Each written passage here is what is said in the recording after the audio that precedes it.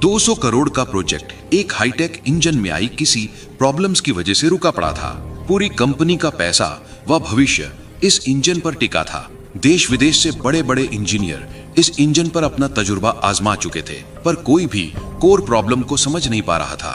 तभी इस कंपनी का एक युवा सफाई कर्मचारी इंजन को ठीक करने का आत्मविश्वास दिखाता है। हर किसी की नजरें इस युवा पर टिक जाती है। वहां खड़े तमाम बड़े इंजीनियर इसकी बेइज्जती करने लगते हैं, खूब मजाक उड़ाया जाता है। लेकिन उसके बाद इस कर्मचारी ने जो किया, उसने हर किसी की बोलती बंद कर दी।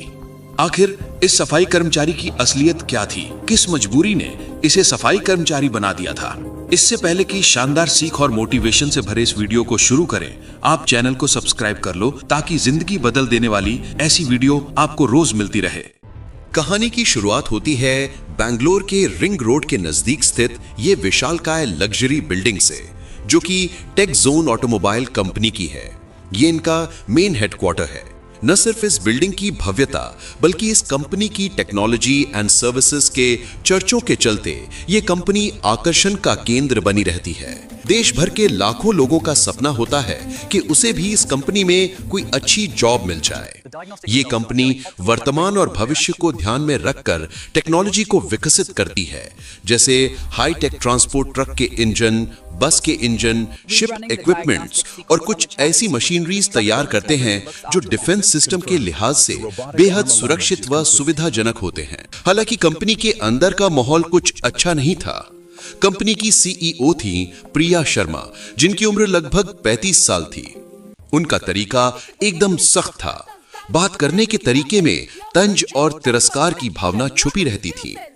यह आउटफिट से हमेशा वेल ड्रेस्ड रहती थी। बाहर के लोग उन्हें बहुत समझदार कहते थे, लेकिन उनके ऑफिस के लोग उनके बारे में अलग ही बातें करते थे। इस कंपनी का सबसे कीमती प्रोजेक्ट उनका बहुत ही नया गाइडेड इंजन पिछले 6 हफ्तों से खराब पड़ा था, और ये इंजन उनका सबसे जरूरी हिस्सा था। 3 साल की मेहनत और करीब 200 करोड़ रुपए की लागत से तैयार हुआ था ये प्रोजेक्ट। लेकिन 70 करोड़ का ये इंजन हमेशा 14 मिनट और 36 सेकंड चलता और फिर बहुत गर्म होकर बंद हो जाता था। हर बार एक ही गलती दिखती थी, हार्मोनिक डिसरप्शन डिटेक्टेड। एक बड़ी एलईडी स्क्रीन से कनेक्ट ये engine red error symbol show कर रहा था। ये इंजन एआई मॉडल पर आधारित था। इस इंजन को एक ऐसे ट्रांसपोर्ट ट्रक के लिए डिजाइन किया गया था जो बिना ड्राइवर के ही माल को बेहद सुरक्षित रूप से एक जगह से दूसरी जगह तक पहुंचाने में सक्षम होने वाला था। ये पूरा 200 करोड़ रुपए का प्रोजेक्ट था, लेकिन सारा काम इस इंजन की टेस्टिंग पर रुका पड़ा था। 3 अलग अलग टीम्स के बड़े बड़े इंजीनियर आकर हार मान चुके थे। ये इंजीनियर हार्वर्ड व स्टैनफोर्ड जैसी विश्वास लेवल यूनिवर्सिटी से पढ़े हुए थे। इंजन के डिजाइन पर बहुत नॉलेज थी इनके पास, लेकिन उनका ज्ञान भी इस इंजन के सामने कुछ काम नहीं आ रहा था। बड़ी बड़ी डिग्री वाले इस इंजन के सामने फेल हो रहे थे। वो भी असल प्रॉब्लम को समझ नहीं पा रहे थे। इधर प्रिया शर्मा की टेंशन हर दिन बढ़ती जा रही थी। अगर ये इंजन जल्दी ही ठीक ना हुआ तो कंपनी को 500 करोड़ रुपए का नुकसान हो सकता था और उनका मार्केट में दबदबा खत्म हो जाता। ये काफी बड़ा प्रोजेक्ट था जिससे कंपनी का भविष्य निर्धारित होने वाला था। इसी कंपनी में दीपक मौर्य नाम का एक सफाई कर्मचारी था, जो कि पिछले 4 सालों से इस कंपनी में कई उतार चढ़ाव देख चुका था। ये काम तो सफाई का करता था, पर इसकी नजरें, इसका दिमाग यहाँ की टेक्नोलॉजी को निहारती रहती थीं। दिमाग से इतना तेज कि जिस भी काम को ध्यान से देखता ये उसे सीख लेता था। ऑफिस के सफेद फर्श से लेकर कॉन्फ्रेंस रूम के अंदर रखे हुए कांच के बर्तन तक दीपक मौर्य हर जगह जाता था। कहने को तो ये कंपनी में हर जगह दिखता था, पर फिर भी ये हर एम्प्लॉय के नजरों से ओझल ही रहता, यानी कोई भी इस पर ध्यान नहीं देता। ये जब भी कोई टेक्निकल नॉलेज बताता तो एम्प्लॉय उसका मजाक उड़ाने लगते, उसे डांटकर भगा देते। कोई भी उसे सीरियस नहीं लेता। दीपक के पास एक छोटे कॉलेज से इंजीनियरिंग की डिग्री थी। उसने ये डिग्री बड़े सपनों के साथ ली थी, लेकिन जिंदगी में हालात कुछ ऐसे बन गए जिसने उसे एक सफाई कर्मचारी बना दिया।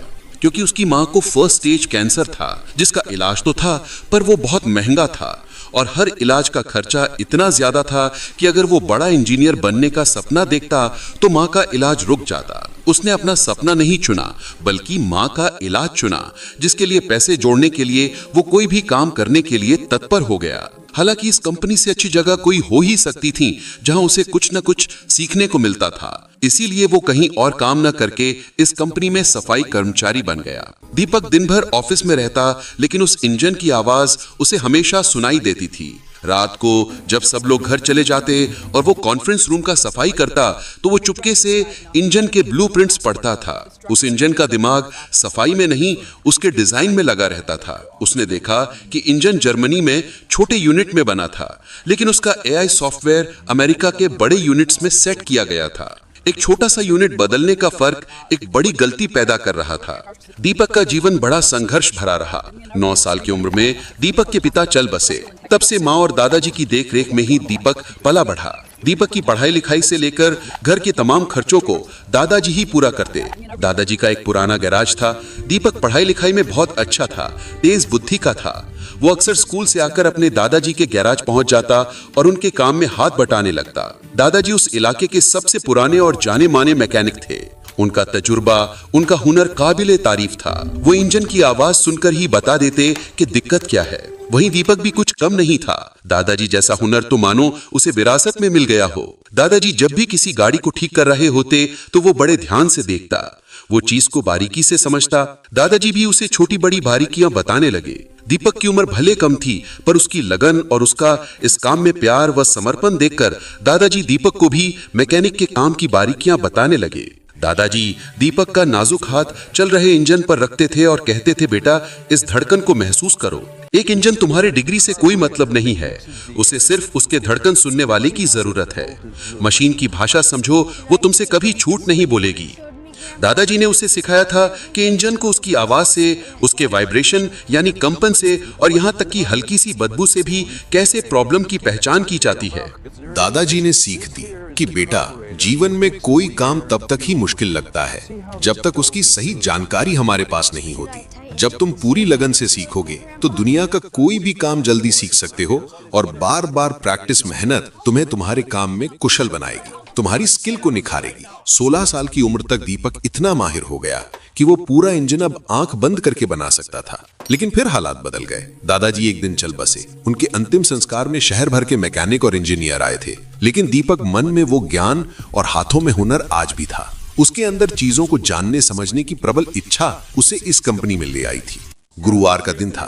कंपनी की किस्मत आज तय होने वाली थी। जर्मनी से बड़े इन्वेस्टर मिस्टर स्मिथ और उनकी टीम वहां मौजूद थी। उनके पास करीब 800 करोड़ रुपए की फंडिंग थी। डॉक्टर लेखा, जो एक बहुत बड़ी इंजीनियर थी, वो भी उनके साथ थी।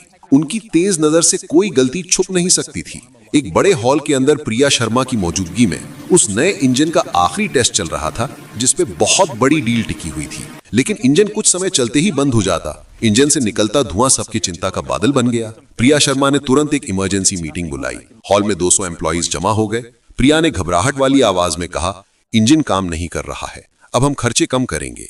वो लोग जिनकी जरूरत नहीं है उन्हें तुरंत कंपनी से निष्कासित कर दिया जाएगा। दूर खड़ा दीपक बहुत देर से ये सब देख रहा था। दीपक हिम्मत बांधते हुए उन लोगों के करीब आकर कुछ ऐसा बोल दिया कि वहां मौजूद सबकी नजर दीपक पर टिक गई। दीपक अपना एक हाथ उठाते हुए बोला, मैम, मुझे लगता है कि गलती सॉफ्टवेयर में नहीं बल्कि इंजन के कंपन यानी हार्मोनिक फ्रीक्वेंसी सेट करने में है। 200 लोगों के चेहरे एक साथ दीपक की तरफ मुड़ गए। मिस्टर स्मिथ और डॉक्टर लेखा भी हैरानी से आगे झुक गए। प्रिया शर्मा का गुस्सा आसमान छू रहा था। वो सबके सामने दीपक को जलील करने के लिए तंज कसते हुए बोली, ओए देखो, हमारे सफाई कर्मचारी को इंजीनियरिंग का ज्ञान हो गया। जिस मशीन को इतने बड़े इंजीनियर ठीक नहीं कर पाए, वो तुम ठीक करोगे। वहां मौजूद कुछ एम्प्लॉय दीपक को तिरस्कार की नजर से देख रहे थे, तो कुछ हैरान भी थे कि इसे इतना सब कैसे पता। प्रिया शर्मा फिर से तिल मिलाते हुए बोली, अबे घुंचू, तुम्हें पता भी है ये इंजन कितने जाए? ये कोई आम गाड़ी या गैरेज में खराब पड़ा साधारण इंजन नहीं जिसे तुम ठीक कर दोगे। कोई जानकारी है तुम्हें इसके बारे में जो उठाए मुंह बोल दिया कुछ भी? दीपक एक बार फिर आत्मविश्वास के साथ बोला, अरे मैम, मुझे एक चांस तो दीजिए, मैं इंजन की कोर प्रॉब्लम को समझ रहा हूँ। दीपक रिक्वेस्ट करता ही जा रहा था। वहां मौजूद डॉक्टर लेखा ने दीपक के चेहरे पे एक आत्मविश्वास देखा। उन्हें लगा कि शायद ये कुछ कर सकता है, इसे एक मौका मिलना चाहिए। डॉक्टर लेखा टोकते हुए स्वर में, रुकिए मिस प्रिया जी, हमें लगता है इस व्यक्ति को एक मौका देना चाहिए। हो सकता है कोई बात बन जाए, और वैसे भी हमारे पास दूसरी कोई ऑप्शन नहीं। एक से बढ़कर एक इंजीनियर अपनी कोशिश कर चुके हैं, पर किसी भी इसकी प्रॉब्लम पकड़ में नहीं आई, तो एक बार इसका भी देख लेते हैं। तभी भीड़ से भी आवाज आई, हाँ एक मौका दिया जाए। प्रिया शर्मा एक शर्त रखते हुए बोली, ठीक है दीपक, ये तुम्हारा चैलेंज है। तुम्हारे पास ठीक 2 घंटे हैं। इस 200 करोड़ के इंजन को सबके सामने ठीक कर दो। अगर तुम कामयाब हुए तो तुम्हें तुरंत सीनियर इंजीनियर बना दिया जाएगा, और अगर तुम फेल हो गए तो सिर्फ नौकरी नहीं जाएगी, तुम्हें हमेशा के लिए इस बिल्डिंग से बाहर कर दिया जाएगा।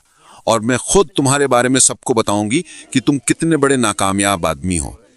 प्रिया मनी मन सोच रही थी कि ये सफाई कर्मी क्या ही जानता होगा, उल्टा और खराब कर देगा। चलो अच्छा है, अगर इंजन में कोई खराबी आई तो मैं सारा इल्जाम उन तमाम लोगों पर लगाऊंगी जो भी इसे बढ़ावा दे रहे हैं, इसका सपोर्ट कर रहे हैं। दीपक के चेहरे पे कोई डर नहीं था। प्रिया इस सफाई कर्मी से चिड़ी हुई थी और प्रिया को दुनिया के सामने इसका मजाक बनाने का एक मौका मिल गया। प्रिया ने तुरंत अपनी टीम को बोला, इस पूरे चैलेंज को सोशल मीडिया पर लाइव दिखाया जाए। वो चाहती थी कि पूरी दुनिया देखे कि जब एक गरीब आदमी अपनी छोटी औकात से बड़ी चीज को छूने की कोशिश करता है तो क्या होता है। दीपक के दिमाग में सिर्फ दादाजी की आवाज गूंज रही थी। दीपक इंजन को शुरू करने को कहता है, इंजन शुरू किया जाता है। दीपक शांत खड़ा होकर बड़े ध्यान से इंजन की आवाज को सुन रहा था। हर किसी की नजरें जिज्ञासा पूर्वक दीपक को निहार रही थी कि आखिर ये क्या करेगा। डॉक्टर लेखा दीपक के पास आई। उन्होंने धीरे से पूछा, जवान आदमी, क्या तुम सच में ये करना चाहते हो? तुम्हारा पूरा फ्यूचर दांव पर है। दीपक ने उन्हें देखकर जवाब दिया, मैम, मैं अपनी पूरी जिंदगी इंजन की आवाज को सुनता और महसूस करता आया हूं। ये इंजन हमें बता रहा है कि इसको क्या मुश्किल है, हम ही सही से सुन नहीं पा रहे हैं। डॉक्टर लेखा ने सर हिलाया। उनके चेहरे पर अब एक शांति थी। ऐसा लगा कि शायद बात बन सकती है। ये वो कर सकता है जो कोई नहीं कर पाया।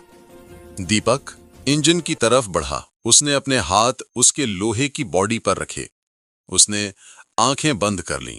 पहले 30 सेकंड सबको लगा कि वो नाटक कर रहा है। कुछ इंजीनियर्स हंस भी रहे थे, लेकिन डॉक्टर लेखा ने देखा कि दीपक के चेहरे के रंग बदल रहे हैं। वो इंजन की धड़कन सुन रहा था। ये खुद से ही लड़ रहा है। तभी दीपक गंभीर स्वर में बोला, एआई सिस्टम ठीक है, लेकिन वो ऐसी मैकेनिकल प्रॉब्लम्स को ठीक करने की कोशिश कर रहा है जो है ही नहीं। उसने मिस्टर स्मिथ की ओर देखते हुए जिज्ञासा भरे स्वर में पूछा, सर, ये इंजन जर्मनी में छोटे यूनिट्स पर बना था क्या? मिस्टर शुमिट ने चुपचाप सर हिलाया और धीमे स्वर में कहा, हाँ, लेकिन एआई को अमेरिका में सेट किया गया है। इस पर दीपक तुरंत बोला, वही तो पहला प्रॉब्लम है। जर्मनी और अमेरिका के यूनिट्स में बहुत छोटा फर्क है। एआई सॉफ्टवेयर एक अलग धड़कन की उम्मीद कर रहा है, लेकिन इंजन के पार्ट्स उसकी बात नहीं मान पा रहे हैं। यह ऐसा है जैसे एक गाना हो जहां हर स्वर थोड़ा सा अलग धुन पर निकल रहा हो। इंजन पुनः बंद हो गया। दीपक ने बोला, इंजन को दोबारा शुरू करो और इस बार स्पीड को धीरे धीरे बढ़ाना। इंजन की हर बढ़ती स्पीड और आवाज से दीपक मौर्य प्रॉब्लम को और बारीकी से समझ चुके थे। दीपक ऊंचे स्वर में बोला, 2800 आरपीएम पर सुनिए, वहां कंपन में गलती है। इंजन के पार्ट्स ठीक हैं, लेकिन एआई सेंसर्स गलत कंपन रीड कर रहे हैं। आपके इंजीनियर्स कंप्यूटर की गलती ढूंढ रहे थे, जबकि प्रॉब्लम इंजन की धुन की है। इतना कहते हुए दीपक टेबल की ओर बढ़ा जिस पर इंजन डिजाइन के हर पार्ट्स को कैसे सेट किया गया है, इनसे संबंधित पेपर्स पड़े हुए थे। दीपक पहले भी इन पेपर्स को देख चुका था, पर अब वो प्रॉब्लम को समझने और समझाने के नजरिए से उन पेपर्स का गौर से निरीक्षण करने लगा। दीपक को फॉल्ट समझ आ चुका था। दीपक पूरे आत्मविश्वास से उन पेपर्स को उठाकर आगे बढ़ा और कहा, जर्मनी में छोटे हिस्सों की बनावट बहुत ही परफेक्ट थी, लेकिन अमेरिका का एआई सिस्टम थोड़ी ढीली बनावट की उम्मीद कर रहा था। यहाँ छोटी सी गड़बड़ थी जिससे पूरा इंजन बंद हो रहा था। विशाल रस्तोगी, जो बड़ा इंजीनियर था, उसने भी जब क्रॉस चेकिंग करते हुए ये सब देखा तो उसने भी इस बात को समझा कि हाँ, चीजें तो ऐसी ही हैं। उसका चेहरा हैरानी से भर गया। उसने धीरे से माना कि दीपक सही कह रहा है। मिस्टर स्मिथ ने भी कुछ देर जांच करने के बाद सर हिलाया। ये सफाई कर्मचारी नहीं था, ये एक बहुत अच्छा इंजीनियर था। डॉक्टर लेखा ने जिज्ञासा भरे मन से दीपक से पूछा, चलिए माना कि इसकी कोर प्रॉब्लम आपने पकड़ ली, पर अब इसे ठीक कैसे करेंगे? दीपक ने हल्का मुस्कुराते हुए कहा, आप निश्चिंत रहें, इसके प्रॉब्लम का सलूशन भी है, और सबसे बड़ी बात, उसके लिए किसी महंगे सॉफ्टवेयर या बॉडी पार्ट्स को रीडिजाइन करने की आवश्यकता नहीं पड़ेगी।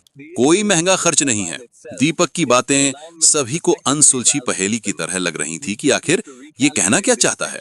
दीपक एक अलमारी के पास गया जो कई छोटे बड़े जरूरी टूल्स और मशीन बॉडी पार्ट से भरा पड़ा था।